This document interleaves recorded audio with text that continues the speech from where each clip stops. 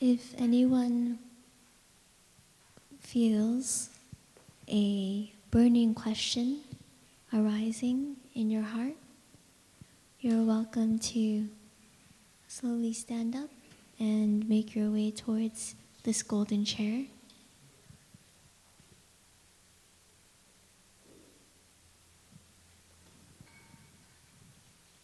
Oh, I'm sorry, I forgot something. Actually, before we receive questions, we would like to invite each of our monastics up here to introduce our names and a little bit about us, so you know who we are. I forgot about that. Would you like to start from the end?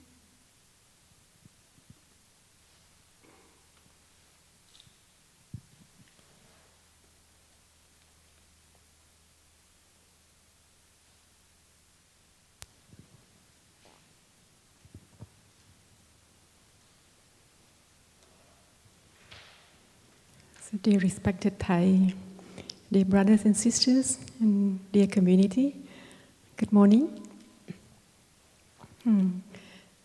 My name is Lệ Nghiêm, Sister Lệ Nghiêm. It means, my name means respect. So you can also call me Sister Respect if it's easier for you.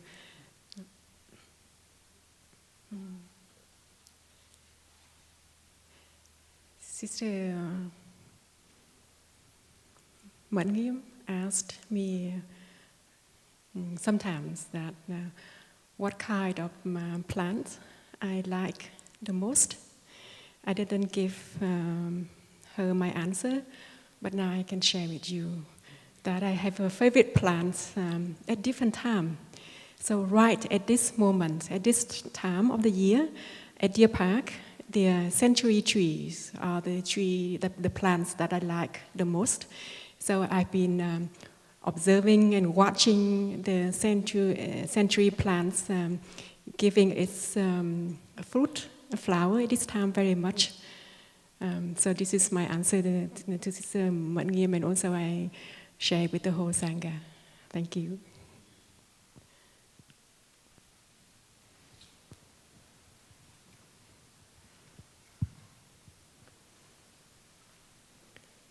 Good morning, dear Thai, dear brothers, sisters, and dear friends. My name is Brother Phap Chứng. The Dharma English name is Realization. I just been here about more than 1 year. Yeah, so I'm quite new here. Yeah. To me, I like drink pu'er tea. Yeah, pu'er tea. I don't know. You know this one? Yeah, this is Chinese tea. I like black color, even though I wear brown. Okay. Yeah. Thank you.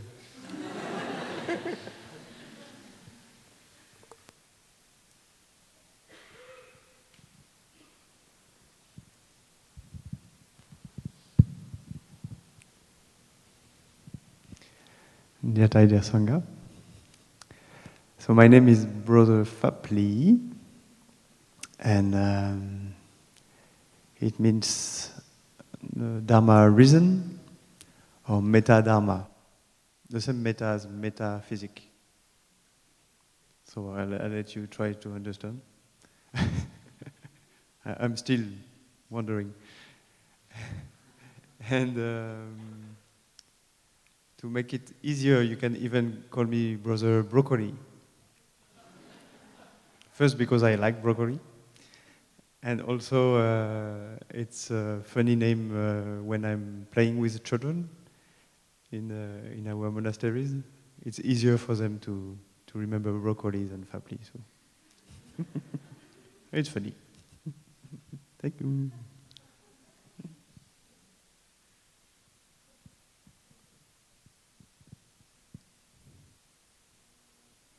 Dear Sangha, my name is Sister Mang Ngim. It means adornment with bright-mindedness, but I go by Sister Brightness for short.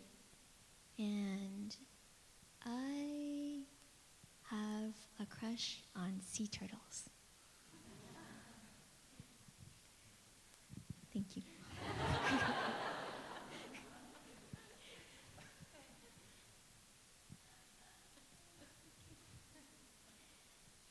If any of you feel inspired to ask your question, you are now invited to the golden seat with the golden microphone.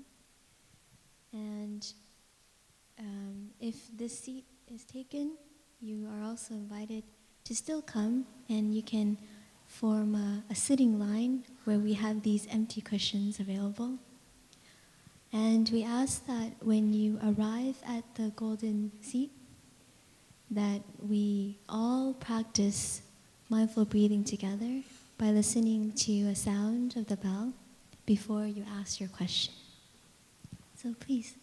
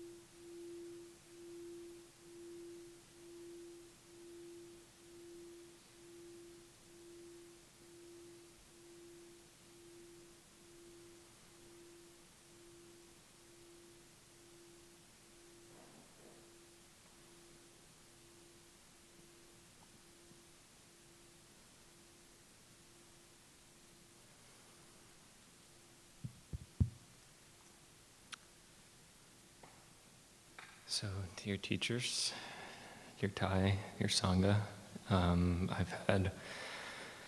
this is my 4th retreat.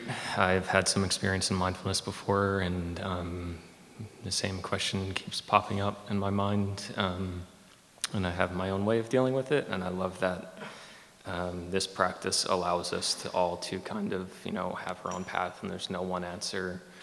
And so I was just curious, with this question of mine, to hear all of your insights into how you deal with it.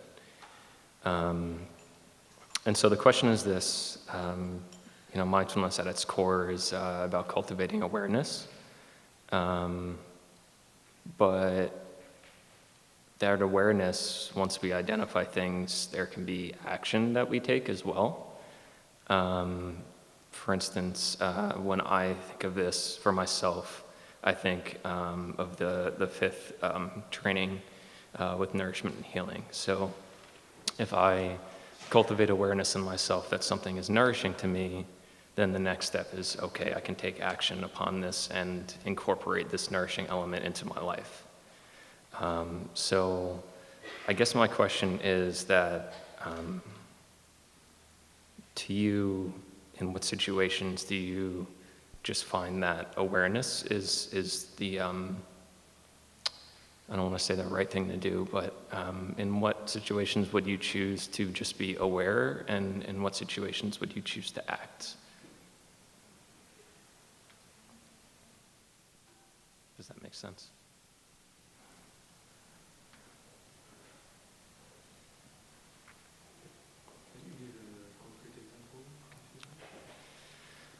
Yeah.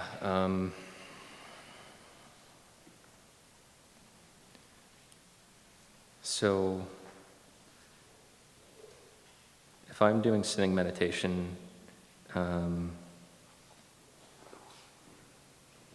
could be thoughts that arise, and I find like, oh, this thing bothers me.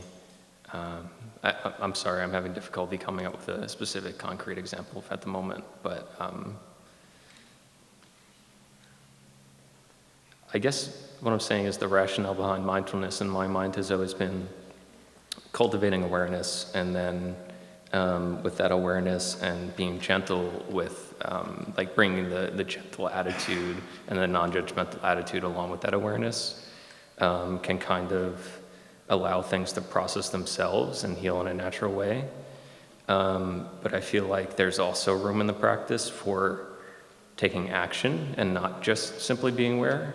I guess a concrete example could be when many of the brothers and sisters lead meditations and they have us offer gratitude to our own bodies. That's something where we're not just like being aware of the present moment, but we're also like actively cultivating gratitude for ourselves. And so I'm just wondering what you think about, like, in what cases can we actually like take action in our lives and alter our behaviors and put that into action, or versus just being aware?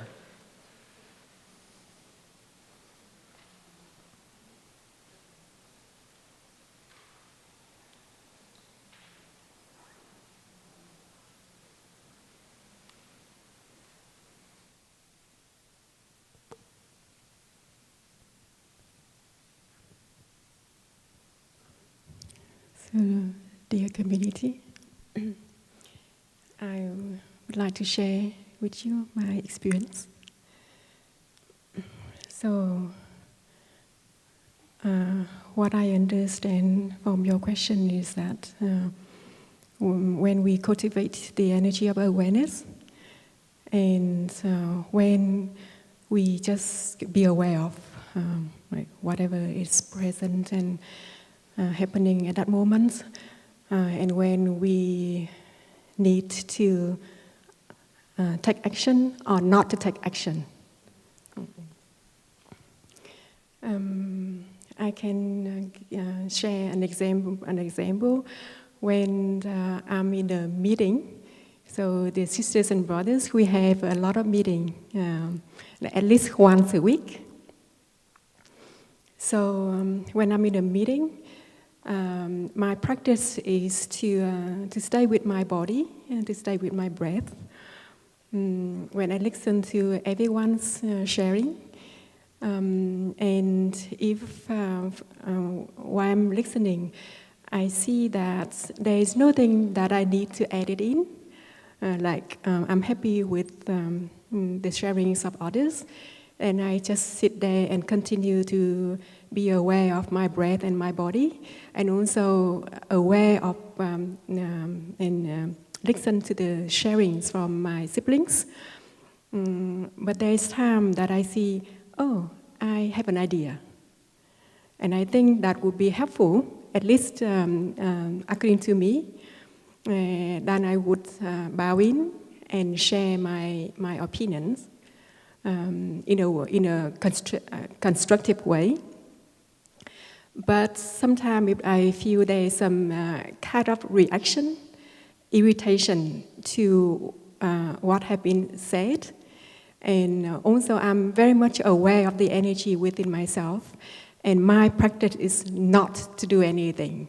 Because our practice is when we share, we should not share from a place of strong emotion or reaction or irritation.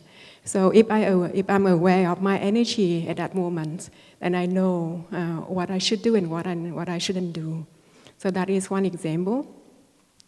And also, many times during the day, I would take the little time between activities and sit. Sometimes just sit outside, or sometimes I sit in my study corner, and then being aware of my body and mind, and just listen to my body, listen to my mind, listen to my feelings.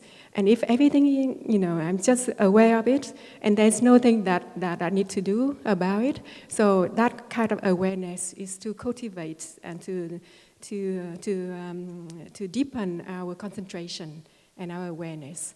And when there is just nothing that we need to do anything about it, then I also like to practice to deepen my awareness and to deepen my concentration, and also to cultivate clarity And when it's easier to do so, then I will try to take all the opportunity to do. And when I'm in a difficult, more challenged situation, then I already know what to do and where to come back to, and to hold on to it, so to support and protect myself, not create harm to myself and to others. So just a little bit experience to share with you. Thank you.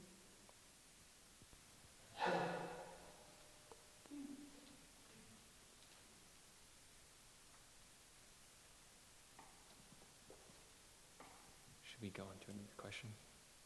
So actually, for our morning's Q&A, we would like to have more or less one question, one answer from one monastic.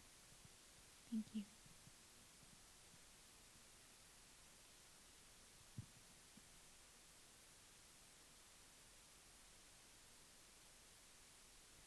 Ooh, it's scary up here. Okay.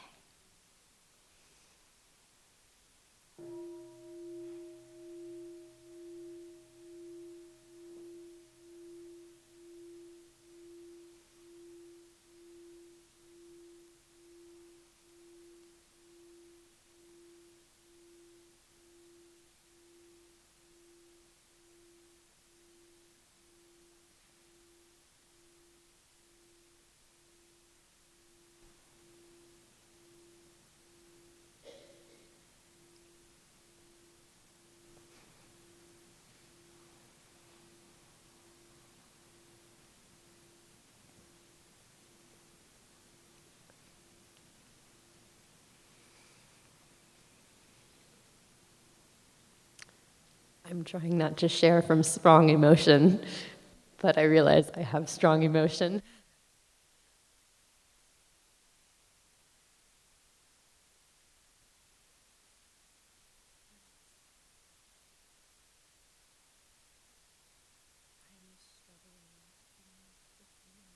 Betrayal. And I've been looking deeply into that, and I recognize that my goal is to create a sense of safety and trust, and to heal that betrayal, to heal that experience. And I know that this experience arose because of lack of clarity, and I know that I participated in it because I wasn't clear on my own needs. And I'm trying to find my way through that. So any thoughts or wisdom on healing from betrayal and reestablishing trust and safety would be very useful to me.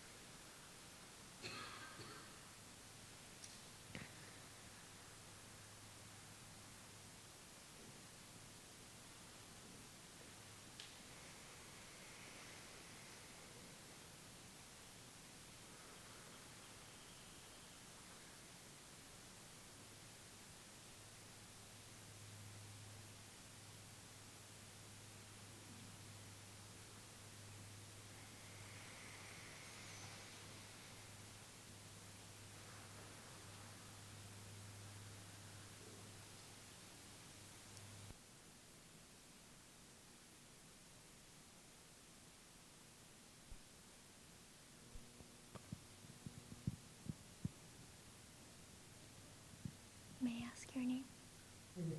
Rachel.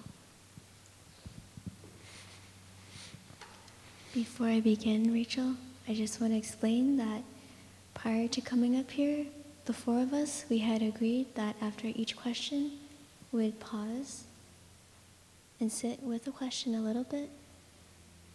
And then naturally, whoever feels they are ready to answer, then they can answer. And I realized that our pause was a little bit longer, and I don't want you to take it personally. It's something we had already agreed upon before. I didn't, but thank you. Okay.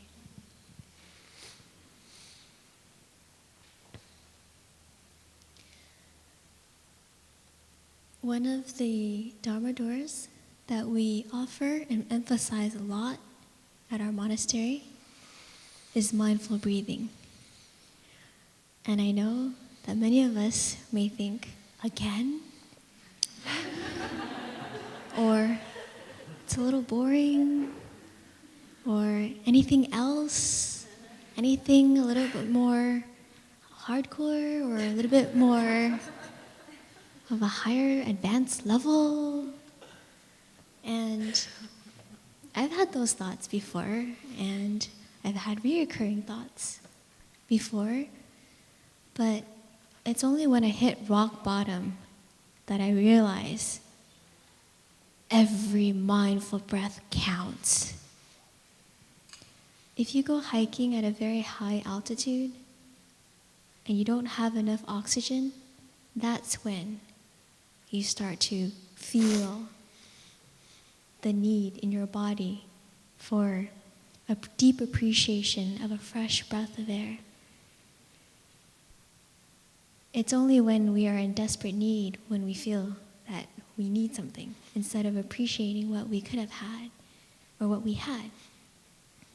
And what I appreciate about our practice here is that we breathe mindfully, day in, day out, rain or shine.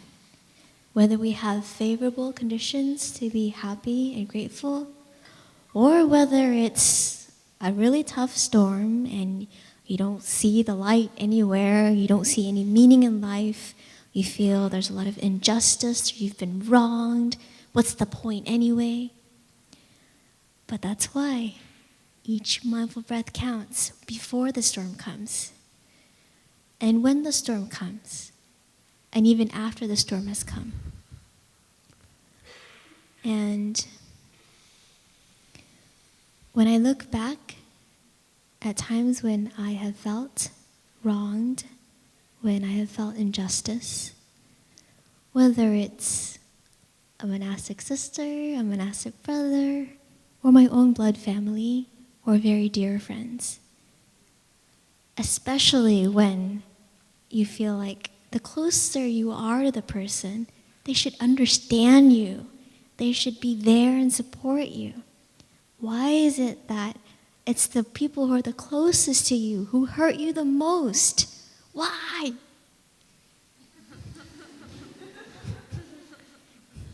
I've had a lot of these recurring expectations. And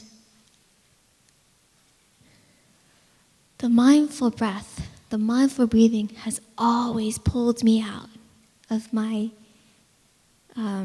darkness, of my suffering.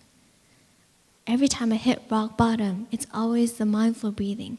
And it's not one mindful breath. Oh, breathing in, breathing out, yeah, I know. It's not a half-hearted mindful breath. And it's not that I know up here, but it's a being. I sit through this. I sit through these feelings, these intense emotions. I sit through this intense feeling up in my head where I feel like my head's going to burst because I just have so much tension up there from the hurt, the pain, from all of my wrong perceptions, of my expectations. I sit there, I be with it. I sit through it, I sit with it. And I just breathe. And I acknowledge and I allow myself to breathe through everything. Not saying that this is right, this is wrong, and then choosing a side. Whether it is you're wrong, I'm right. Or, oh, I'm so sorry, I'm wrong, you're right, I'm wrong. Neither of these extremes help me when I'm in that kind of pain. So every time I have these thoughts, I just breathe mindfully through it, and sometimes counting your mindful breaths may help to focus, to concentrate, but sometimes a song may help. For example, in, out, deep, slow.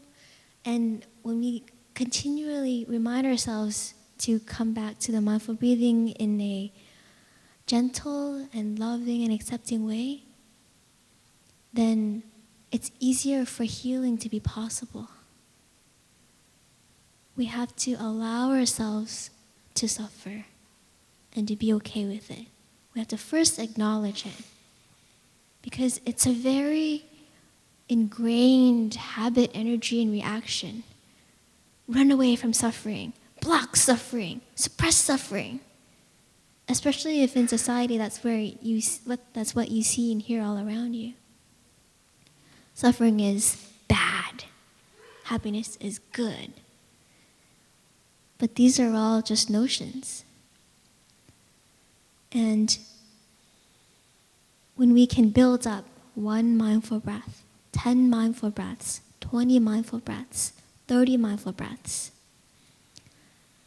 it comes to a point where it's like you build a big meditation hall full of mindful breaths, but instead of each brick or each stick of wood, it's your breath. And all of your troubles may be like the big bad wolf trying to huff and puff and blow your house down, or in this case, blow your meditation hall down. This is a pretty big meditation hall. It's called the Ocean of Peace Meditation Hall. But we all have an Ocean of Peace meditation hall inside of us. And we have to continuously feed and build this and maintain this meditation hall in us before the storms come,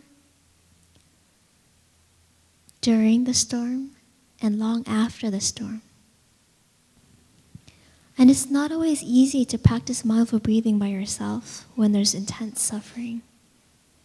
It's a lot easier for us to be tricked by our minds and our perceptions, and to dwell and to sink deeper into our suffering. I find there's 2 distinctions. One is acknowledging your suffering, and the other is getting carried away by your thinking and then fueling your suffering even more. So it's easy to mix that, but we can catch ourselves every time that happens. Go, this is acknowledging suffering. Okay. Oh, I'm starting to veer towards the left, the right, and I'm starting to add more to the suffering. Sometimes a friend can be helpful.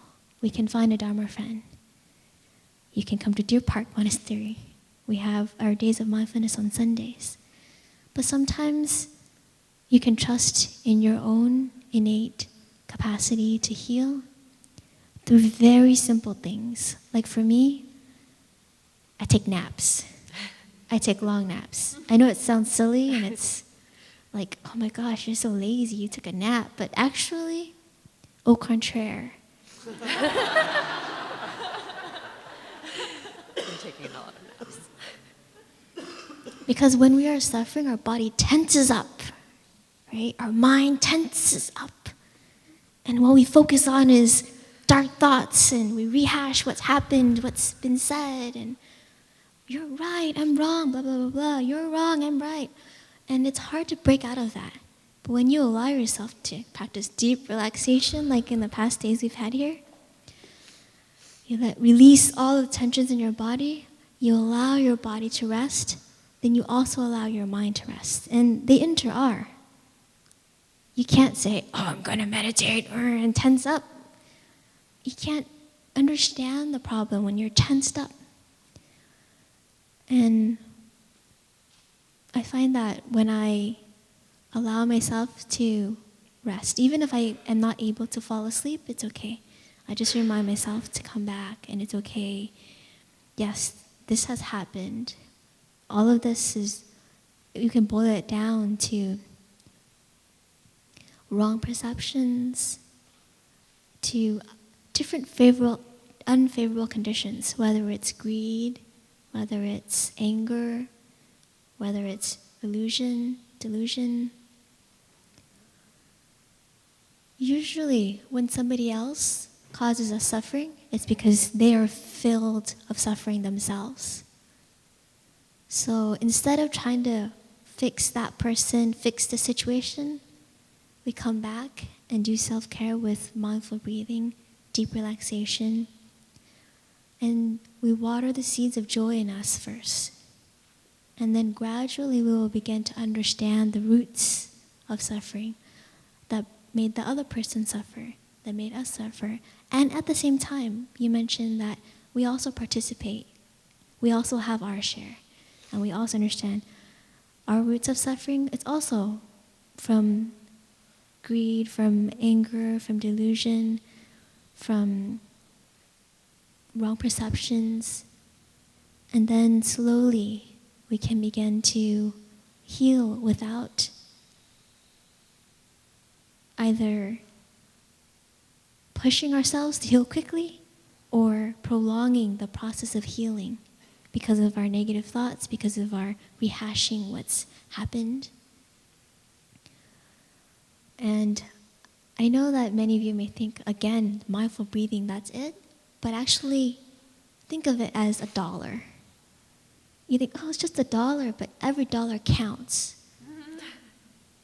$1, $10, $100, $1,000, etc. So each mindful breath is like that. I've taken up a lot of time already, so I wish you a lot of Dharma joy in your practice and that you'll become a Dharma millionaire.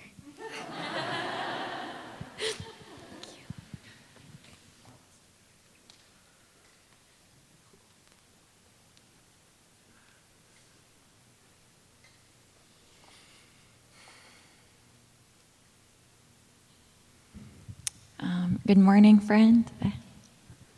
Oh, sorry.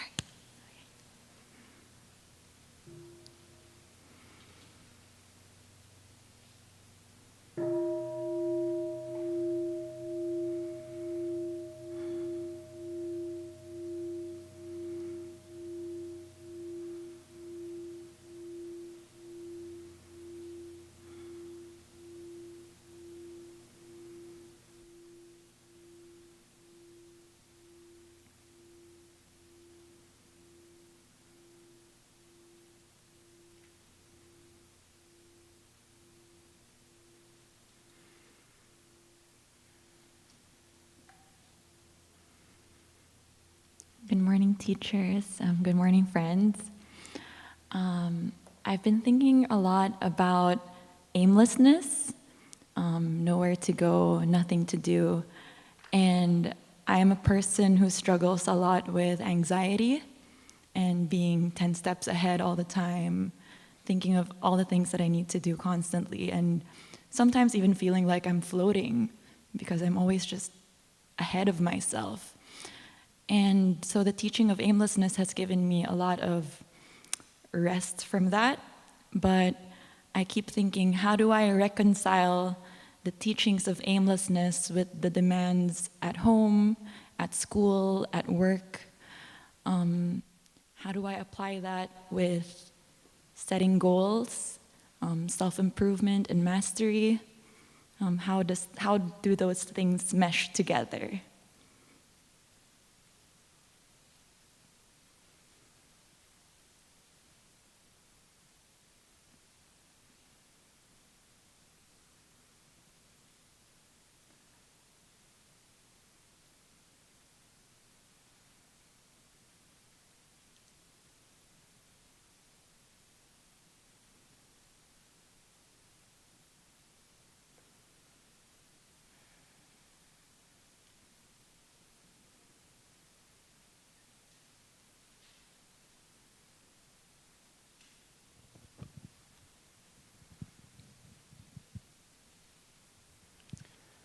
Dear Thai, dear Sangha, What is your name, please?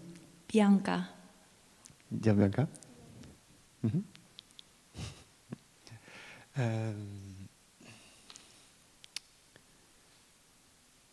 I was trying to practice aimlessness and being okay to not have the right answer. um,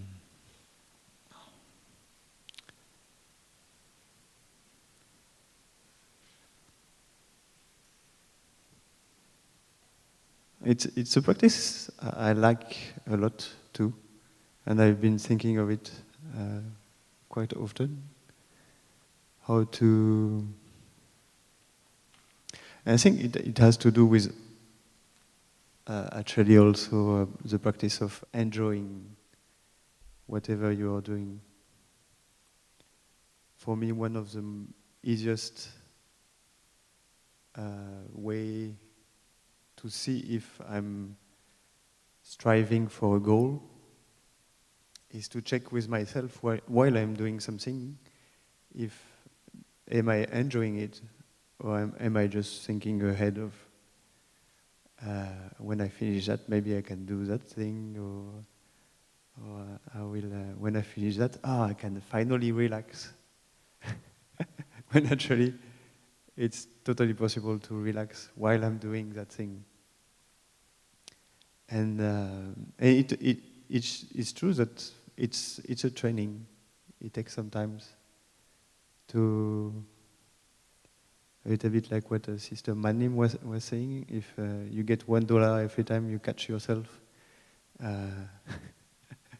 trying to strive for a goal, yeah, I think I might be a millionaire by now, for sure. And so, yeah, I think that's for me that's a short answer, but so it means also cultivating mindfulness enough so that you are able, while you are doing those things, to catch yourself. So the more you train also outside activities where are not so goal-oriented, you will increase your mindfulness, and during those more challenging tasks, you will be more able to actually catch yourself and see, maybe you will feel right away in your body that you're all tensed, like an easy way to be carried in your what you're doing is like on computer, for example, and you will catch yourself being completely sloshed like that, and having a very shallow breath and being all tensed. So whenever you catch yourself like that, I mean, for me, we should train ourselves also whenever we catch ourselves to actually congratulate ourselves. Yes, I caught myself again. Because very often we have that other tendency is to say, oh no, I was tense again. So it's about cultivating also that kindness towards ourselves, and to pat ourselves on our shoulder every time we catch ourselves, because it means that it's $1 more. So on our mindfulness bank account. I like that idea. It was a good idea. Yeah. Does that answer your question? Yes, thank you. Oh, wonderful. Thank you.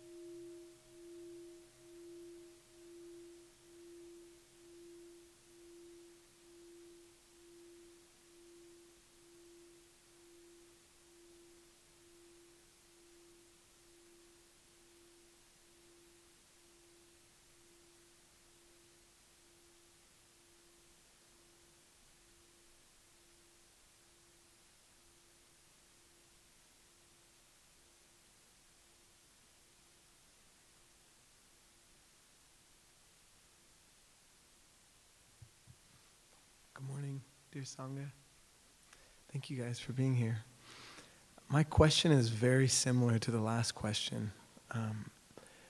My question is, I really enjoy practicing. I have arrived, I am home. It feels very good. It feels like I'm accepting all parts of myself.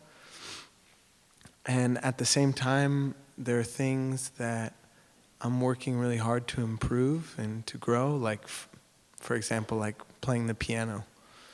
I know for a lot of musicians, and often for myself, the drive to grow and improve is feeling like we're not enough, to feel like, oh, I'm really bad, and that's why I'm working really hard. So I'm wondering if you have any insight on how we can wholeheartedly accept ourselves and have the drive to grow in whether it be meditation or piano or whatever it is.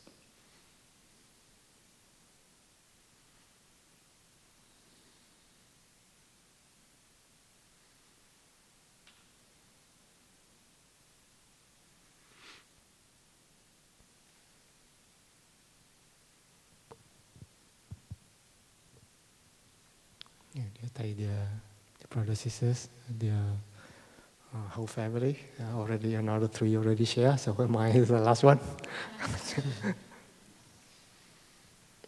Yes, thank you for the question.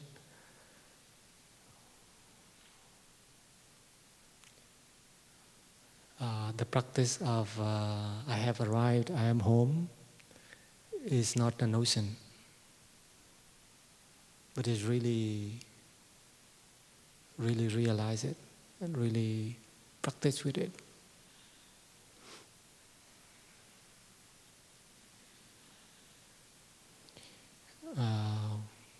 We come to the retreat, we listen to sharing about mindful breathing and mindful walking. But normally, maybe we just arrive about 20 or 30 or 50% only. We're not really arrived. Because our habit energy is still inside of ourselves very strong. In order to practice it, we take time. And we have to have a thought, the intention that we have to do it. We love to do it. We have a joy in that kind of thing. So when we do it with joy, then we feel we don't have to try. We don't have to try. For example, like we do the sit-in meditation. Our teacher always like sharing about this. We do sit-in meditation not become something, to seeking the happiness after you sit in meditation. But when we do sit-in meditation, we have the joy already. We have feel peace and joy during the time that we are do sit-in. We do the same.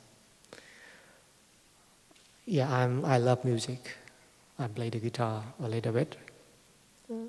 And others kind of things I like to do for myself. But to me, I'm not really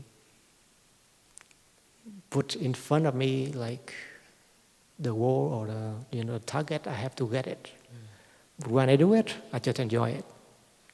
And I also share this with many brothers and friends. For sure that if we say that we like to become a number one, everyone would like to become number one. But for sure, we are never will get until that kind of number one, because always the people they're still better than us. We don't know who, but if we try our best and we put our in the case that we have to try our best, and it's always we feel, oh, I'm not good enough. So to me, I just relax and enjoy it. When I play the music, I just play the music, I enjoy it. When I do calligraphy, I just enjoy the calligraphy. I know that I am not better than other people, but I don't have to become other people. Why I have to become other people? Some people tell me like, brothers, you can practice write calligraphy like Thầy. Thầy is very beautiful and very good. I say, why I have to follow Thầy? because I do for myself, right? I enjoy it to myself, be myself, you know. So we don't have to become someone, and we don't feel like someone force us to do the thing. But we just, when I do thing, I enjoy it.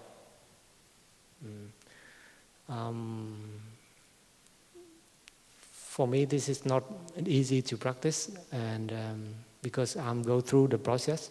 I mean, like if you are the artist, we always comparing to someone. Before I have this a lot.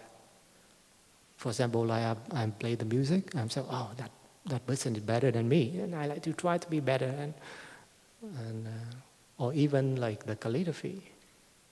When we see people do better, or maybe it's not good than better than you, then also criticize inside of ourselves. Even we not really share it out, but this is the judgment inside. But that is really make us, many things have to think already. So we take it out, that self, the self out. So just only enjoying. There is no way to happiness. Happiness is the way. Yeah. Thank you. Thank you.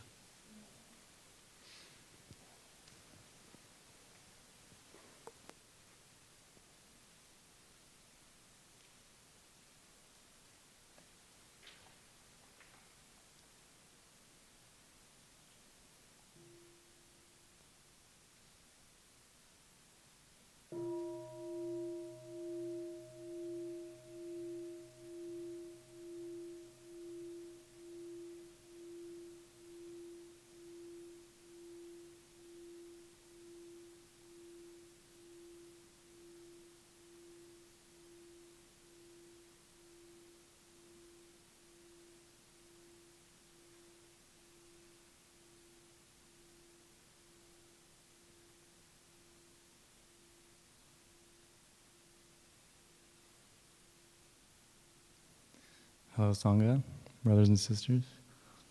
Thanks for allowing us to ask these questions. As a young person, and a young person on a university campus, I'm sure I'm not alone in noticing that more and more of our community seems to be moving towards secularism or atheism. And I'm just wondering if the future generations are going to be robbed of a moral foundation or a spiritual foundation, if it does increase in this way, that in my experience I'm seeing it increase. How do you guys perceive the future of the moral and spiritual landscape in young people?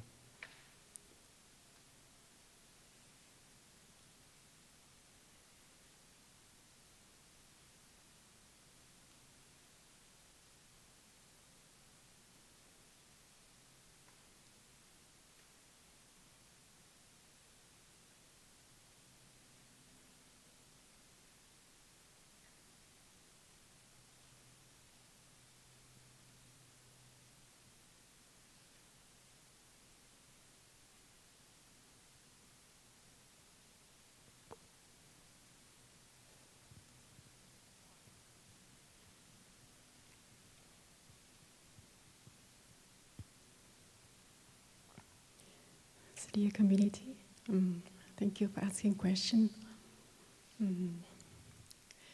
First, I'd like to share with the community that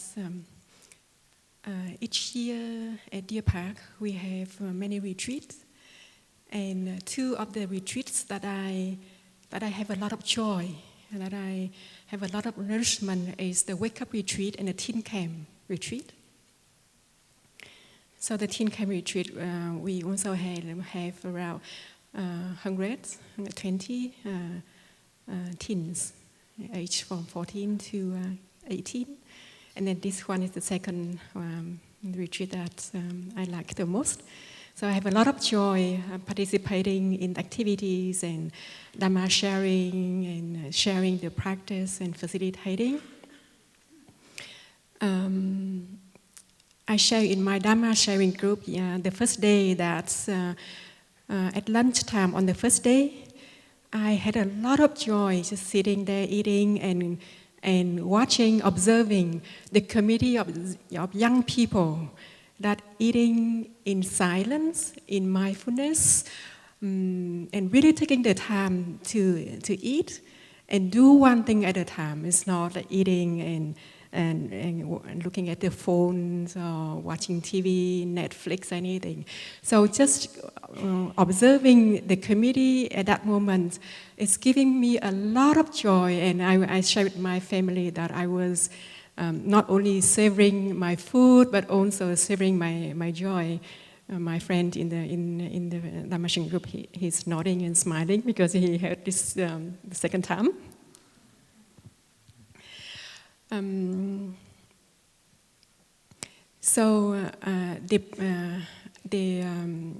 The problem, the issue in the society, in the world is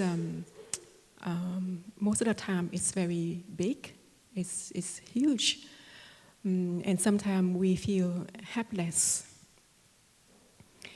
But remember that one person can make a difference, and peace in oneself and peace in the world.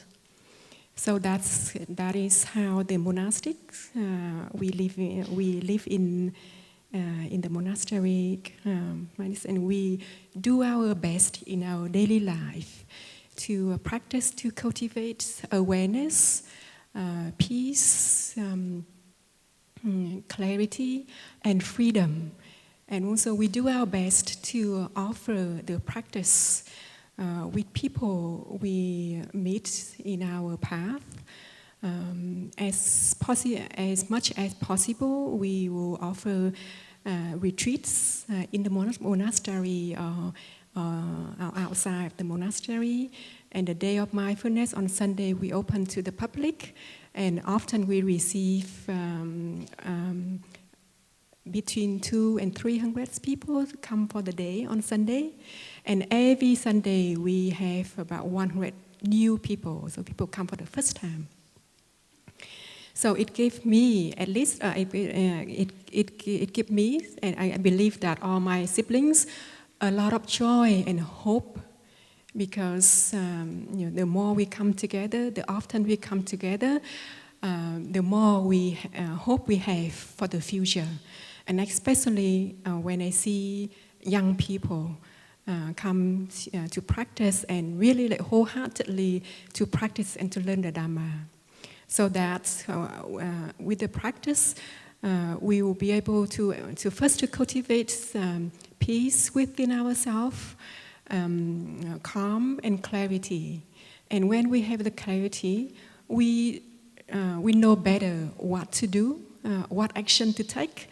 And also with peace and freedom in our hearts. And it also helps us and protect us from losing ourselves in fear about the future or anxiety, because not much that we can do for tomorrow, but everything that we can do is today. So the practice is helping us to build this foundation, and then when the condition comes together, as a Sangha, as a community, that we will be able to do something. And this is also our teacher Thai's vision, that to invest for the young generation. We have a wake-up school. We also offer the practice and offer retreats for educators. We also have the program called Apply Ethics that we share with teachers and we share in schools and university. So there's all the things that we do in our capacity to support the young generation and to contribute in the future, the future for the young generation, and something that we can do today. So not much that we can do, as many others do, like you guys doing outside there. But what we can do is to really take care of our practice, so that when our friends come, we can share, and what we share is coming from our own experience and practice. And if it works for us, then it works for you and for those that we are sharing and we are practicing with. Is it okay? Yeah. Thank you.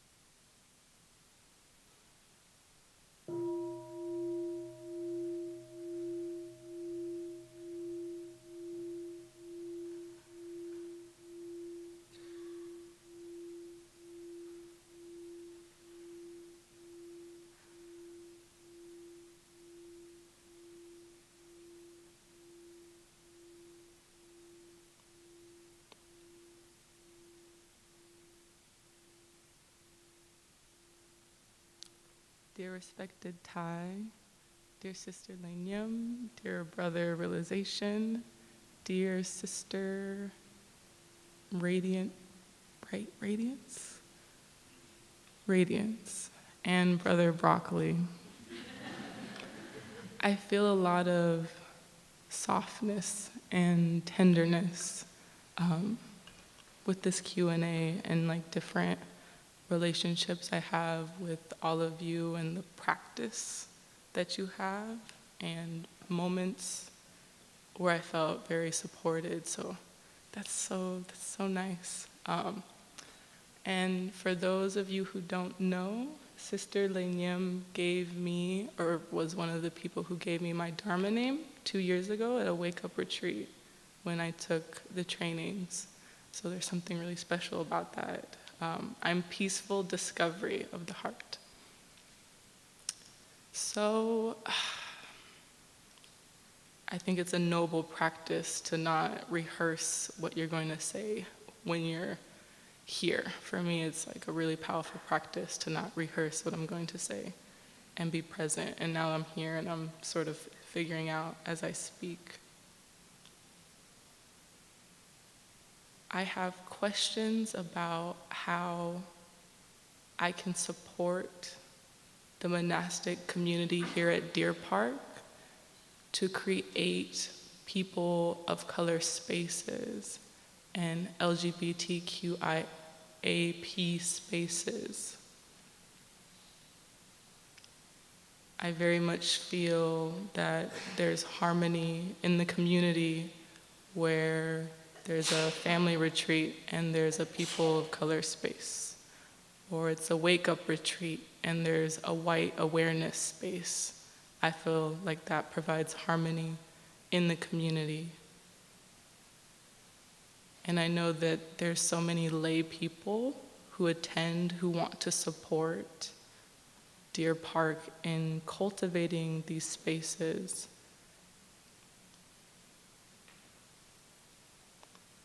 And coming into this, I got very drained working to have those spaces for people attending. And maybe that's not knowing whether spaces like that were going to be here or not. I feel like I'm a friend of the community, and I'm maybe in the future connecting with certain people who are attending and sort of collaborating how to really intentionally provide spaces like that. So yeah, my question is how can lay people support Deer Park in making equitable, accessible spaces and closed spaces for people with identities like people of color or LGBTQIAP.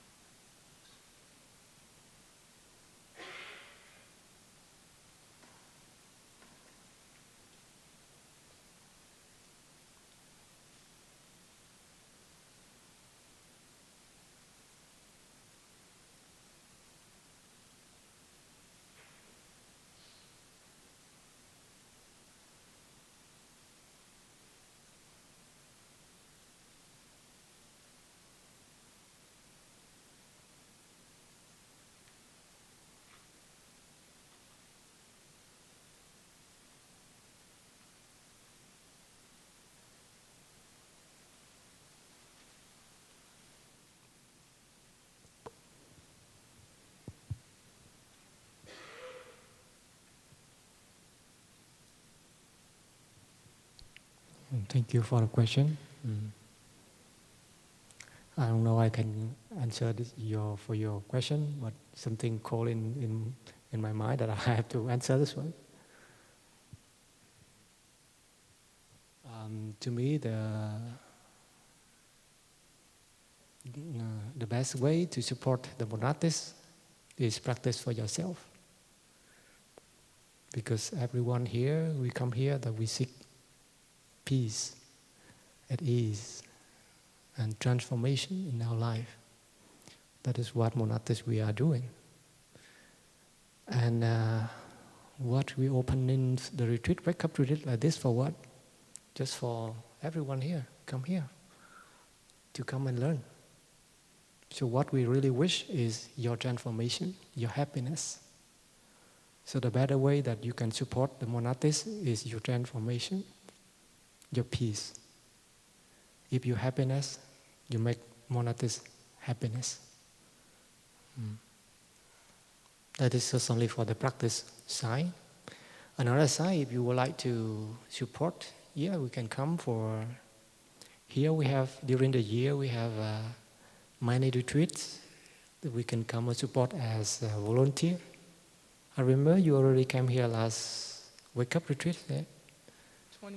27, yes. URS is offering our time and our energy for the young people, for the children, for the teenagers. That is great. That is a way of supporting.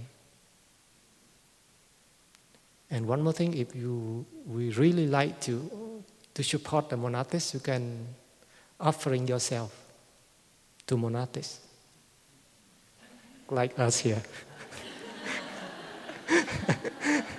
You can offer yourself. So this is what I see. Actually,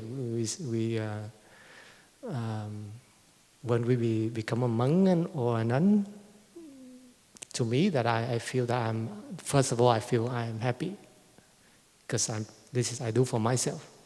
I do for my family, for my all relative, even my country. And also, if we practice enough peace and joy, you can offer your practice to everyone. Yeah. Through the way that, like, if you come to the monastery in this retreat, by the way that you do walking meditation beautifully, already support a lot already. We don't need to do something very high, just doing mindfully, joyfully. That's enough. Yeah. So this is my views. Maybe I don't know that my answer to be help you, but yeah, thank you.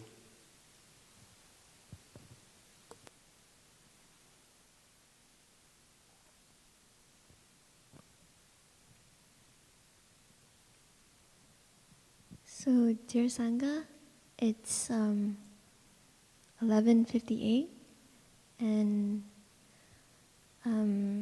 before we end, I'd like to add a little bit to the question that was just asked. Just a general answer. I think if we have a need for a specific kind of retreat, no matter what kind it is, whether it's specifically POC or whether it's more awareness for and support for our LGBTQIAP+ friends, or whether it's Vietnamese American friends, or whether any kind of needs we have. For example, in the past, we had a policewoman who stood up in the Q&A and asked Thai, can we have a retreat for police people, for policemen, policewomen? Anytime we have a need for that kind of retreat, we can share with our monastics, whether it's in a Dharma sharing or whether it's in a request for a retreat. And we can all join hands and learn more and organize these kinds of retreats. For example, the many streams retreat that we had, I think it was last year or 2017. Sorry? 2017. So that also came from a need in a sharing that we had here at Deer Park. I think we are all learning how to apply the teachings of the Four Noble Truths, for example, acknowledging suffering, understanding its roots, its causes, transforming suffering, leading a life of happiness. And there are many aspects. There's different kinds of suffering. And when we feel that need, we can help each other learn more about these different kinds of sufferings and challenges. So that's a very general and general answer for any kind of need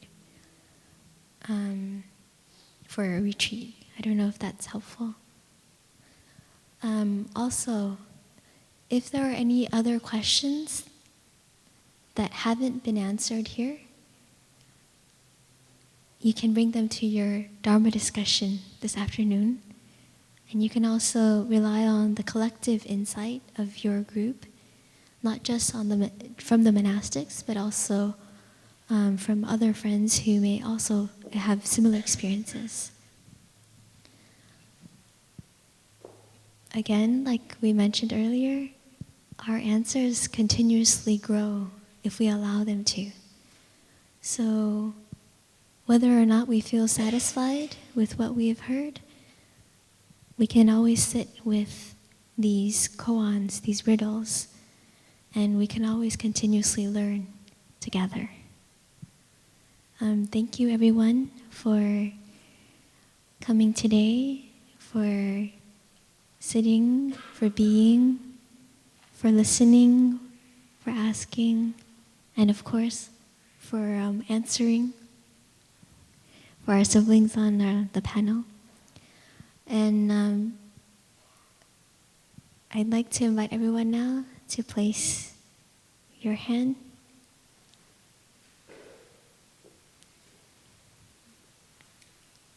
on your heart.